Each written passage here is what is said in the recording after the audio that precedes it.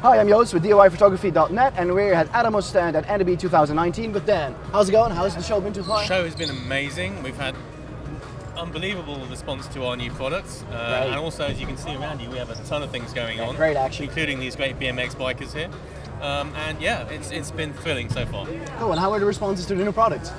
Amazing. I mean, literally, we've got, this isn't the newest product, but the Shogun 7, our brand new top-of-the-range monitor, with its amazing display, has just been wowing people, and we'll show you that in a minute.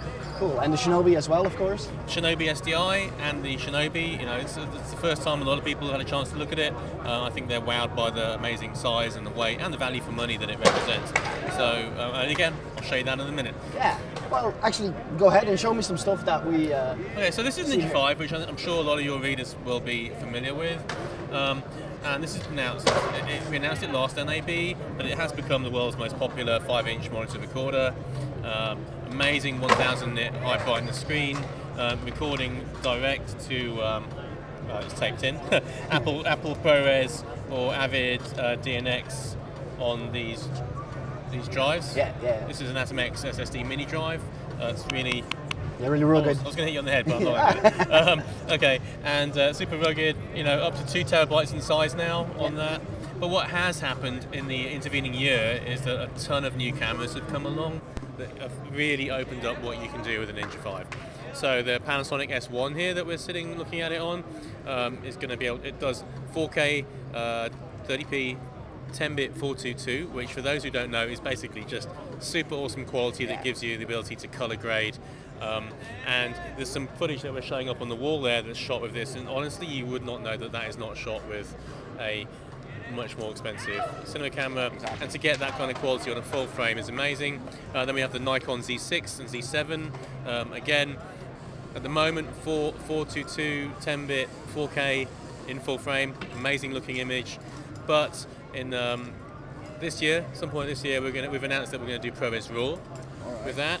So that is going to give you all the flexibility that you're used to getting with RAW files, but on a mirrorless camera shooting video, which is amazing. And I think, you know, you may have heard about that. I'm sure a lot of your readers have heard about that. Definitely.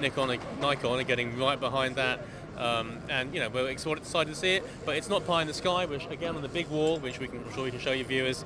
We are actually showing footage captured using that setup. So it's for real, and it's coming.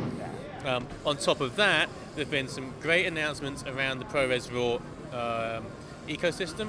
So for those who don't know, ProRes RAW is basically the next iteration of ProRes, which is the industry standard video editing codec. It's kind of like ProRes is a compressed format. It's like halfway between RAW and JPEG in photo world.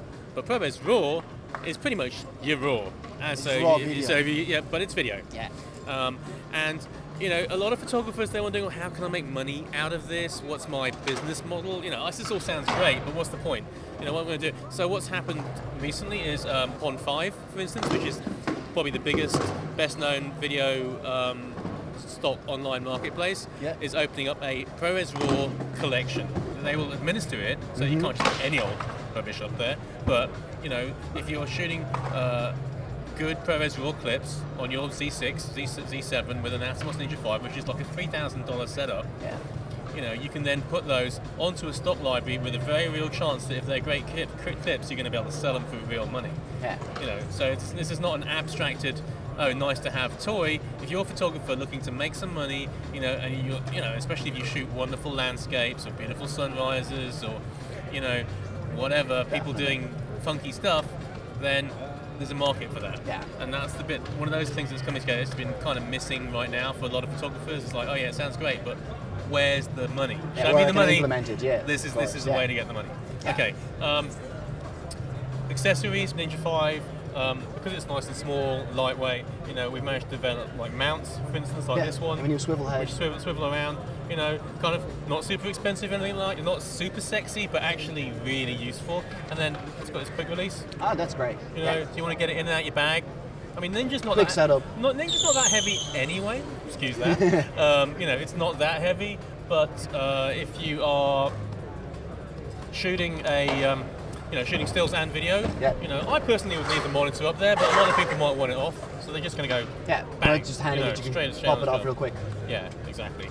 So the other thing we've announced for the Ninja V, which is a bit more for the pro end of the market, but some photographers will find it useful, is having we've got an SDI module, but that allows you to connect into the back of here. This is actually a Sony battery. It's a Sony battery, but it's also got a data port that allows us to connect different modules that do different things. One of those modules is an SDI module. For those who don't know, SDI is the professional video connector, so it allows you to connect this little monitor to some of the bigger broadcast cameras, cinema cameras, and use it just as though you were using it on a small camera like this. But we've also got modules that are coming out for sync and for this thing called NDI. Sync is really perhaps the most useful one for your readers, because what it'll allow you to do is sync up to multiple Ninjas. So you could have two cameras, and traditionally you'd have to try and match those shots up on your timeline or whatever else. With sync, they'll both have identical time codes through wireless. So they'll talk to each other, and the time codes will just be there, and you'll just drop them onto the timeline, and they'll automatically be lined up, no problems, ready to go, cut between the two of them. Perfect. Or 3, or 4, or 10, or 1,000. So depending how many you've got, it doesn't really matter. As long as you've got a sync module in each one, they're all going to line up beautifully. You'll also be able to trigger multiple cameras from an iOS app to all of those cameras. So you could have, again, 1,000 of these, one button, press. So many more functions than just the monitor. Yeah. On a simpler level, there's also Bluetooth in that module. So that Bluetooth is going to be able to, again, sync with various things. And you'll be able to get sync to, for instance, iPhone. Yep. Uses an audio recorder, which is a very common thing for people getting into, they don't have the money to buy a dedicated audio recorder. Yeah. Something that you have on you all the time. Bluetooth sync to that, and away you go. So that plenty of uses to sync module, but the expandability of this is what makes it unique in the market. It's not just a monitor, it's not just a recorder, it's actually like a computer brain, which you can just put. It's the second half of your camera. Yeah, exactly. That's so good. And of course, I guess we didn't mention the monitoring part, which is this is 1,000 nits. It's super bright, daylight viewable, 1920 by 1080 screen, with all our amazing sort of control functions. Playback immediately there, so I can play back any clip straight away. Bang. That's a very short clip. And I can play it out to a TV. So the other thing that we've introduced at the show is play out using Dolby Vision technology. So if you have a fancy Dolby Vision TV at home, you'll be able to take Ninja V, press play on any log or ProRes RAW when it comes available as Z6 recorded clip, and instantly view it in Dolby Vision. All right. So right there is Dolby Vision from an A7 S2 in real time. Wow. Now, what that's going to show you is the maximum you're going to get out of your sensor.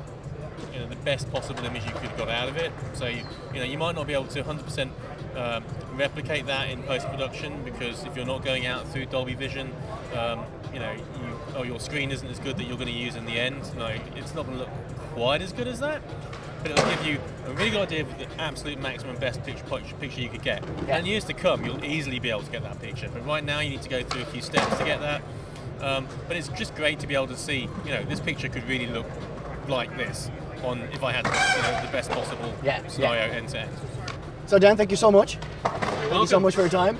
This was Joost from DIYPhotography.net at the Atomos booth. Make sure to check the link in the description. We're giving away $8,500 worth of cinema goodies, and we'll be seeing you again.